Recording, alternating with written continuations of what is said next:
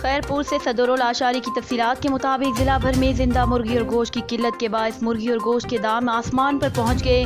शहरियों ने fast news से गुफ्तगू करते हुए बताया कि मुर्गी में बर्ड फ्लू आ गया है, जिसकी वजह से जिंदा मुर्गी और गोश्त मार्केट से गायब हो गया।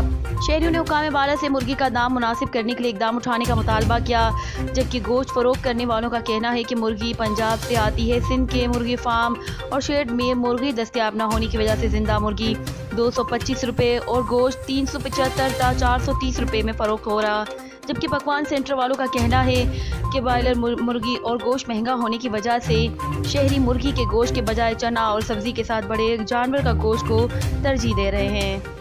गुजरात आज़ाद कश्मीर में ज़लज़ले से तबाही, कई इलाकों का राब्ता मुनक़ता। District emergency officer Umar Akbar Gumman की क़यादत में डिस्ट्रिक्ट गुजरात के रेस्क्यू 112 एहलकारों की टीमें रेस्क्यू ऑपरेशन के लिए मीरपुर रवाना। District emergency officer Umar Akbar Gumman ने कहा कि इत्तला मिलते ही हमारी टीमें मुतासरा इलाकों को रवाना हो गई।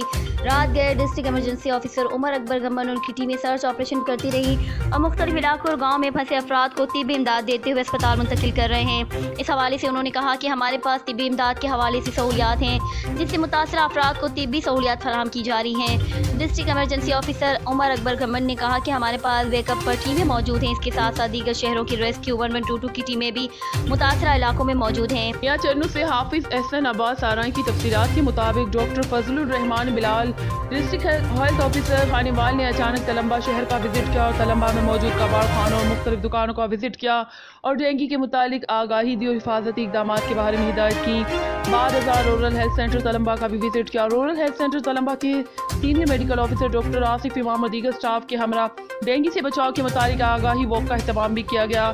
Walk rural health centre Tulamba से पुरानी सब्जी मंडी और government girls high secondary school Tulamba तक गई।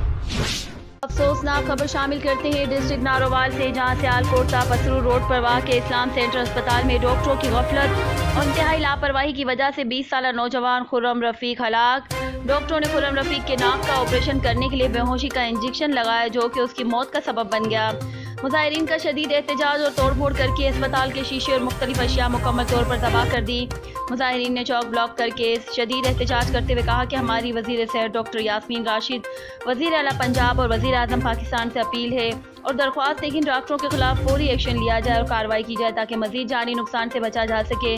मुजाहिरीन का कहना था कि ये वाक़ गलत इंजेक्शन और एक्सपायर इंजेक्शन लगाने की वजह से पेश आया, जिससे खुर्रम रफ़ीक की मौत वाक़ हो गई। पाकिस्तान के मुमताज़ सियासतदान चौधरी ज़हूर इलाही शहीद की बरसी का बड़ा इज्तिमा, जिला भर से मुस्लिम लीग कारकुनों की शिरकत। इस मौके पर शुरा बरसी से खिताब करते हुए चौधरी परवेज़ इलाही का कहना था कि हमने हमेशा आवाम की खिदमत को तरजीह दी, कभी किसी ने सोचा नहीं था कि हादसे की सूरत में रेस्क्यू की गाड़ी 10 मिनट में उनके पास होगी। उन्होंने कहा कि वज़ीराबाद कार्डियोलॉजी अस्पताल के चालू होने के बाद अब तक 100 लोगों के ऑपरेशन हो चुके हैं।